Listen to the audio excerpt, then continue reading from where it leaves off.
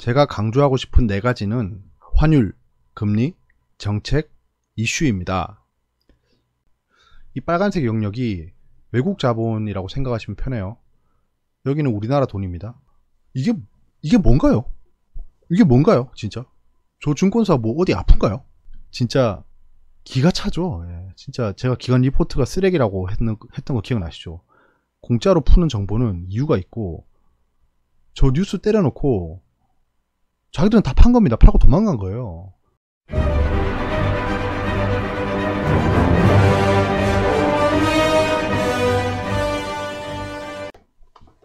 안녕하세요.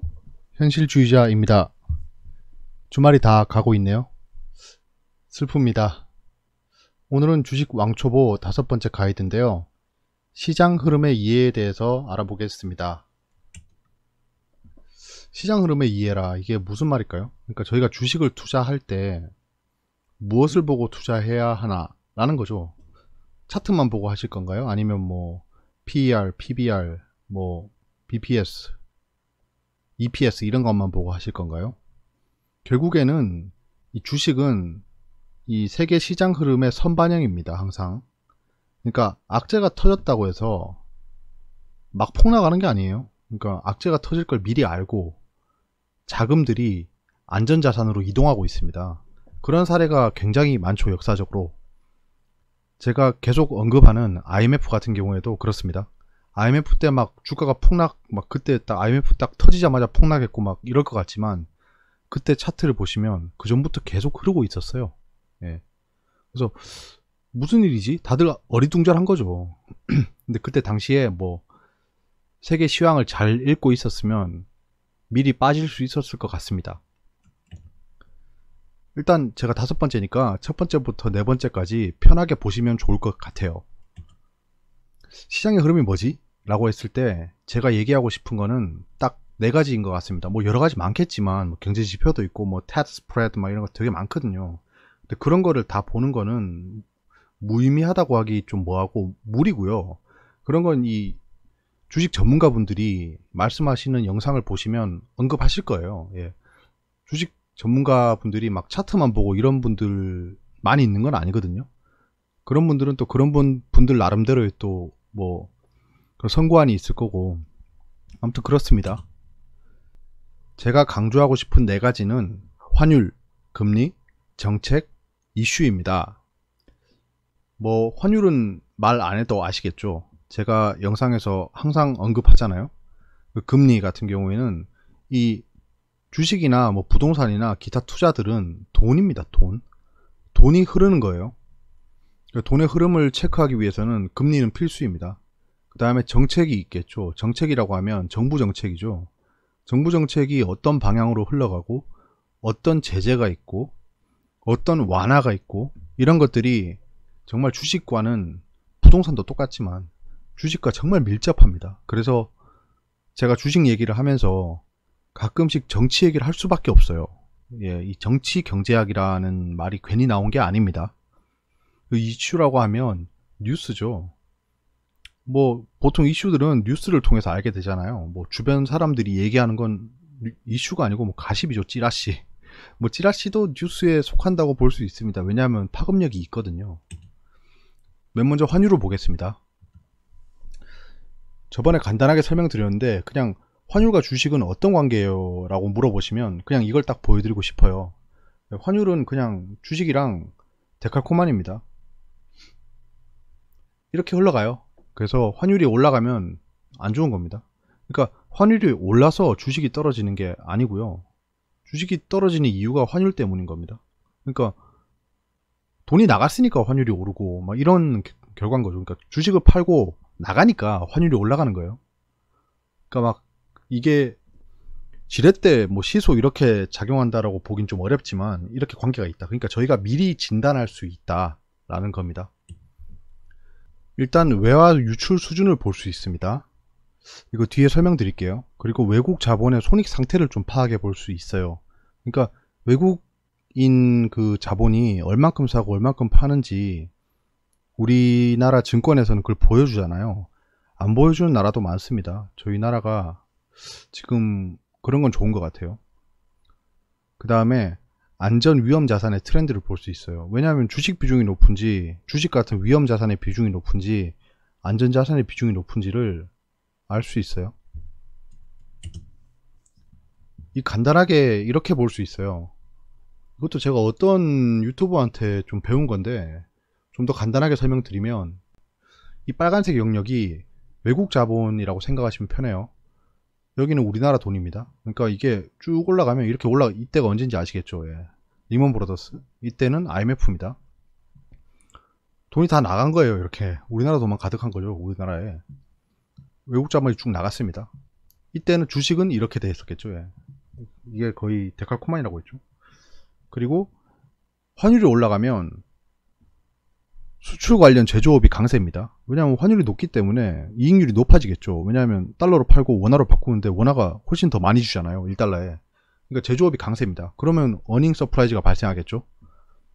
그래서 이게 약간 좀 해지 개념으로 접근할 수 있어요. 이렇게 보시면 그냥 편합니다. 예시를 한번 들어볼게요. 그러니까 외국인이 1억치를 매수했어요. 그냥 노란머리입니다. 노란머리 외국인이 코리아 이러면서 왔어요. 그래서 샀습니다. 1억치. 그냥 뭐 슈퍼개미까지는 아니더라도 그냥 돈 많은 개미 정도 되겠죠. 그냥 와서 한국에 1억 정도 살 정도면 뭐 미국에는 몇십억 샀겠죠. 그래서 1억을 샀습니다. 이때 1월 1일 환율이 1,000원이었어요. 1,000원인데 종목명을 한국전자입니다. 주가가 1,000원이고 이걸 10만 주 매수했어요. 지금 잔고입니다. 잔고. 원화는 1억 원 있는 거고 달러는 달러로 바꾸면 10만 달러입니다. 이렇게 됐어요. 근데 한 달 뒤에 환율이 2배 상승했어요. 2배 상승하고 그럼 2월 1일이고 환율이 2,000원이죠. 2배 상승했으니까. 뭐 갑자기 뭐 IMF 왔나 봐요. 근데 한국전자는 정말 튼튼한 종목이라서 그냥 본전입니다. 본전이고 여전히 10만 주를 보유하고 있어요. 근데 밸런스를 보시면 원화로는 1억이지만 달러로는 5만 달러입니다.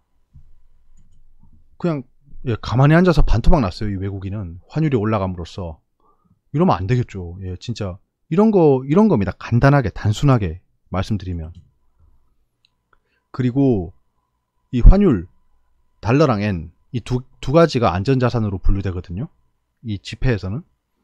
그 다음에 금 당연히 안전자산이죠. 이런 것들의 상승은 현재 안전자산을 선호하고 있다는 겁니다. 이게 올라가고 있으면 주식은 떨어지고 있을 확률이 높아요. 그러니까 이 안전자산과 위험자산의 크로싱입니다. 이런 것들을 파악해 볼 수 있어요. 환율을 보면. 그 다음은 금리입니다.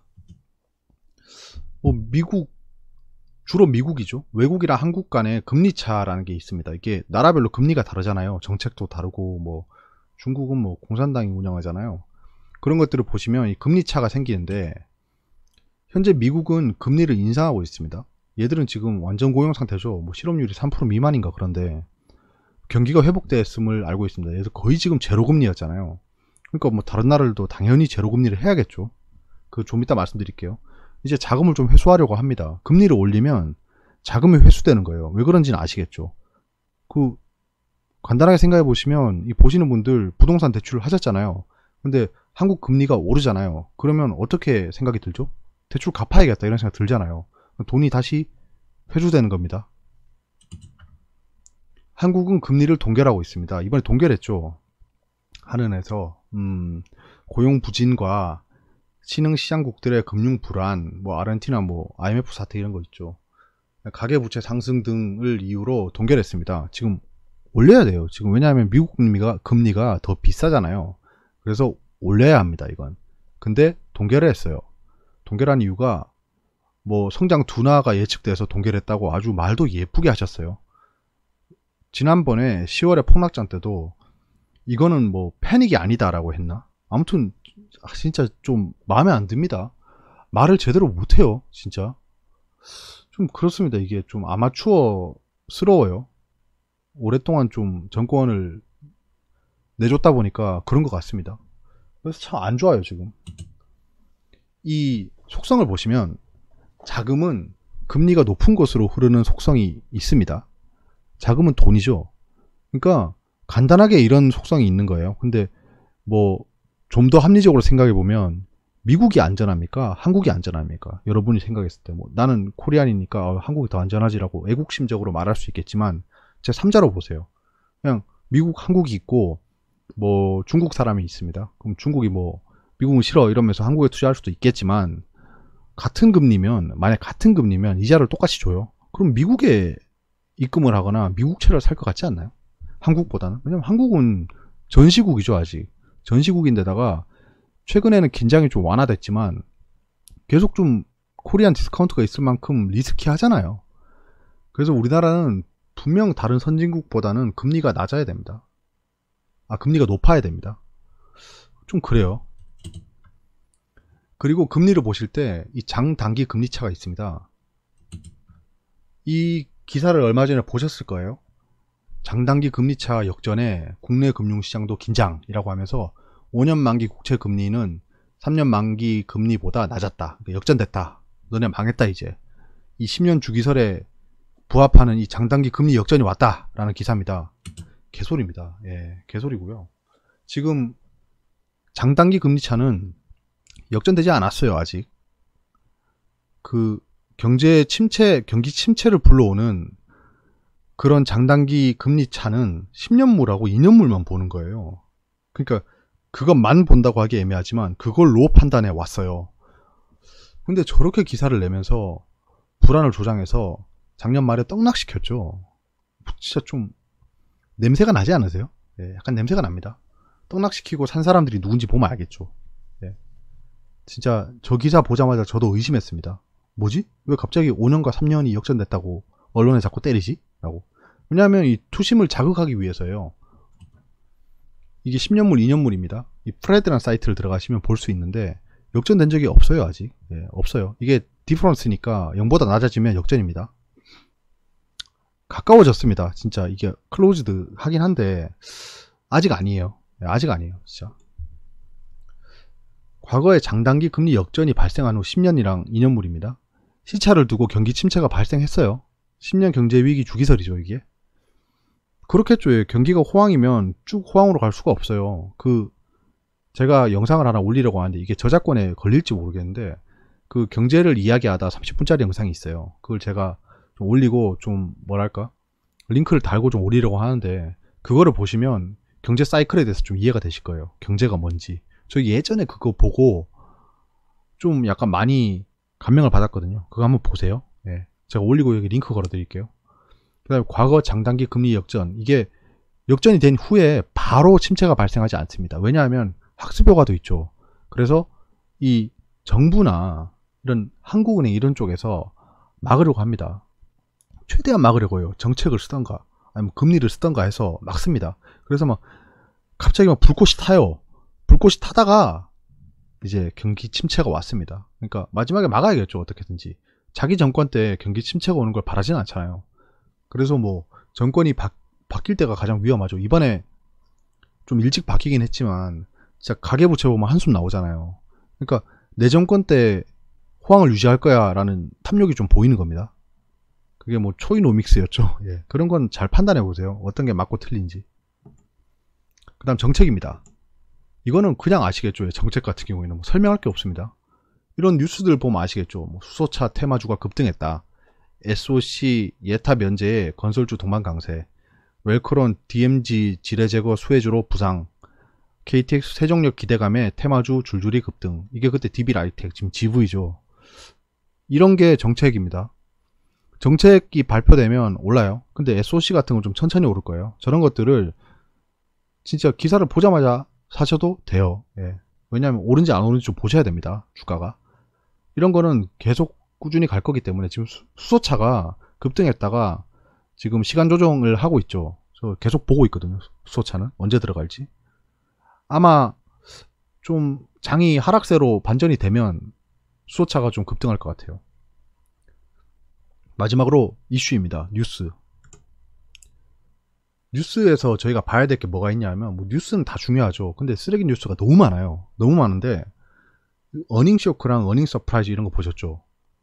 요런 기사들이 뉴스에 뜹니다. 뭐 서울 파이낸스, 팍센 뉴스. 좀 이게 참 메이저 뉴스가 아닌데 아무튼 이런 것들. 그래서 어닝 쇼크랑 어닝 서프라이즈에 대해서 좀 설명을 드리고자 합니다. 이게 지금 OCI에 대한 그 기사를 제가 몇 개 발췌했는데요. 한 증권사를 제가 그냥 찍어서 검색했습니다. 그래서 2017년 4월에 OCI 1분기 실적 저조로 목표가 하향이라고 했습니다. 그리고 KB증권에서 또 11월에 폴리실리콘 공급 과잉이 지속되고 있어서 투자 의견은 하향이다 라고 했습니다. 근데 3달이 지나서 갑자기 무슨 약을 잘못 먹었는지 OCI는 유지해라 라고 한 단계 올렸습니다. 참 바이라고 안 한 게 다행이에요. 이렇게 뉴스가 지금 4월, 11월, 2월에 떴죠. 동일한 증권사에서. 이 주가를 보시면 이렇습니다. 매핑을 해봤습니다. 투자의견 하향을 얘기했을 때가 완전 저점일 때예요. 진짜 완전 저점일 때 78,000원. 다시 이 가격이 올지 모르겠네요. OCI가. 이때 투자의견 하향을 하고 지들은 막 삽니다. 이렇게. 예. 삽니다. 계속. 보이시죠? 개인만 계속 팔고 있어요. 이때 올라가는데 이렇게 올라가다가 이쯤 돼서 투자의견 하향을 한 번 더 때립니다. 한 번 더 때려요. 그래놓고 또 자기들은 계속 삽니다. 사고 미친듯이 삽니다. 이제 미친듯이 사고 아까 여기입니다. 투자의견 홀드라고 합니다. 여기서. 그리고 이렇게 미친듯이 까이죠. 이게 뭔가요? 이게 뭔가요? 진짜. 저 증권사 어디 아픈가요? 저 리포트 낸 사람 월급 받고 있나요? 아니면 월급 더 많이 받고 이런 리포트를 쓴 건가요? 진실은 어디에 있을까요? 진짜 기가 차죠. 예, 진짜 제가 기관 리포트가 쓰레기라고 했던 거 기억나시죠? 공짜로 푸는 정보는 이유가 있고 저 뉴스 때려놓고 자기들은 다 판 겁니다. 팔고 도망간 거예요. 저 리포트만 보고 뉴스만 보고 믿고 산 개미들만 눈물 나는 겁니다. 진짜. 이게 뭡니까? 이게 뉴스의 실체예요. 그리고 제가 한 가지 경험을 말씀드리면 이게 14년쯤이었을 거예요. 14년 말쯤에 중국에서 정책 발표를 했어요. 청정에너지 정책을 발표했는데 돈을 천문학적으로 투입한다고 했습니다. 지금까지 오고 있는 모멘텀이잖아요. 그때 발표했거든요. 그 이후에 태양광이 급등합니다. 왜냐면 중국 뉴스인데 우리나라 태양광이 급등하기 시작해요. 왜냐? 중국이 어디서 사냐 이거죠. 우리나라에도 업체가 많잖아요. OCI, 하나케미칼, 그리고 SDN 이런 것들이 있잖아요.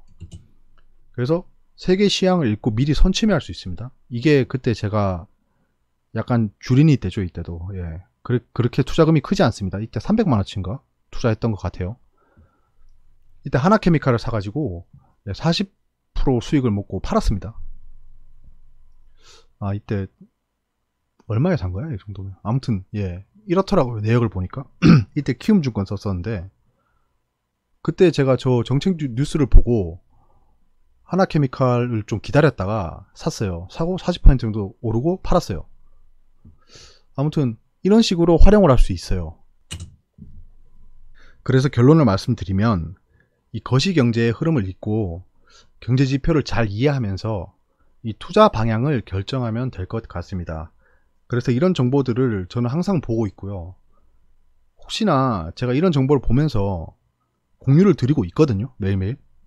그래서 이런 걸 보고 좀 참고를 해보시고요. 좀 쓸만한 정보는 받아들이시고 아닌 정보는 버리시면서 저한테도 이거는 아니지 않냐, 나는 이렇게 생각한다 라고 의견을 말씀해 주시면 저도 잘 배우겠습니다. 저희가 같이 동반 성장하는 그런 투자자가 되면 좋잖아요. 네, 여기까지입니다. 제가 이때까지 이런 말씀 안 드렸었는데요. 좋아요, 그리고 구독하기, 그다음 댓글 같은 걸 좀 말씀드리려고 해요. 그러니까 악플을 다시는 분들도 좀 있고 싫어요를 누르시는 분들도 있고, 당연히 제 영상이 마음에 안 들면 싫어요 누르시면 됩니다. 그것도 관심이에요. 좀 이렇게 관심을 좀 적극적으로 표시해 주셨으면 좋겠어요. 예, 이런 게 나름 또 힘이 되더라고요. 뭔가 그냥 내가 그냥 벽 보고 얘기하는 게 아니고 무언가 피드백이 있구나 라는 걸 느낄 수 있는 게 이런 것들인 것 같아요. 그래서 유튜브 하시는 분들이 이런 걸 요청하시는 것 같습니다. 아무튼 여기까지고요. 이제 토요일이 다 끝나가네요. 일요일에 좀 시간이 생기면 또 영상을 하나 더 찍어 보겠습니다. 네, 감사하고요. 계속 시청해 주셔서 감사합니다. 주말 잘 보내세요.